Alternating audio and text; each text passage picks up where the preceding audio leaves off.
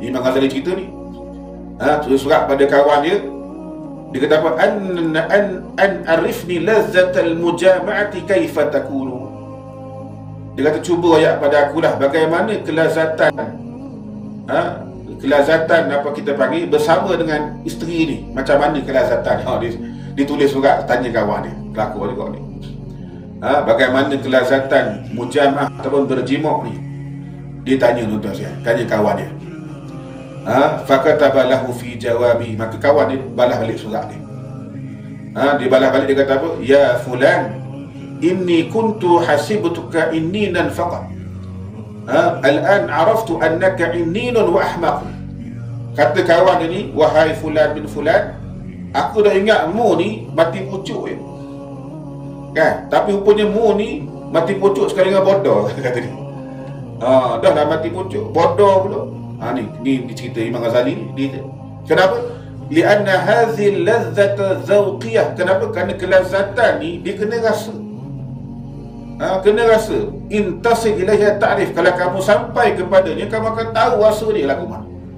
Ni barang ni lah, kan? Rasa ni sekadar cerita-cerita sedap tak jadi, dia kena rasa dulu. Ni dia.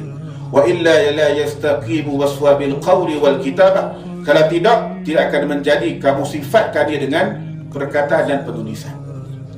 Nak cerita barang ni, dia kata Imam Ghazali kan, tak jadilah. Dengan sekadar mu cerita bagaimana lazatnya gini-gini. Ada kena nikah dulu cerita dia. Ni. Kena nikah dulu kan. Nikah pula jangan pula sekadar nikah je, tidak faham maqasiduz zawaj pula. Kan, mana apa kehendak dalam perkahwinan ini. Kerana banyak akhir zaman perceraian berlaku dengan sebab ni, tidak faham maqasiduz zawaj. Tak faham apa tujuan perkahwinan ni. Untuk kita panggil apa je lah, sama suami isteri ni kadang-kadang tak faham benda ni. Berbalak rumah tangga, lagi-lagi anak muda zaman hari ni. Dia tak belajar dengan orang tua. Bagaimana nak kekal mesra sampai ketua ni cara dia. Mana hubungan rapat intim dengan suami isteri penting, tuan-tuan sekalian. Baik, kita nak cerita bagaimana penting, tuan-tuan sekalian, zawqiyah tadi tu dalam ibadat kepada Allah Subhanahu Wa Taala ni. Kita kena rasa dulu. Sekadar dengar saja tak jadi, kita kena buat. Rasa apa ni, nak tahu bagaimana seronok mayang jemaah, kena bagi semayang seronok. Rupanya sedap mayang jemaah ni, seronok mayang jemaah. Adakah rasa zawqiyah tu? Tak mari semayang tak sedap. Tu rasa ada zawqiyah. Sehari tak dengar Quran, dia akan rasa tak seronok. Pasal apa? Zawqiyah, dia dah rasa dah sedapnya ngaji Quran.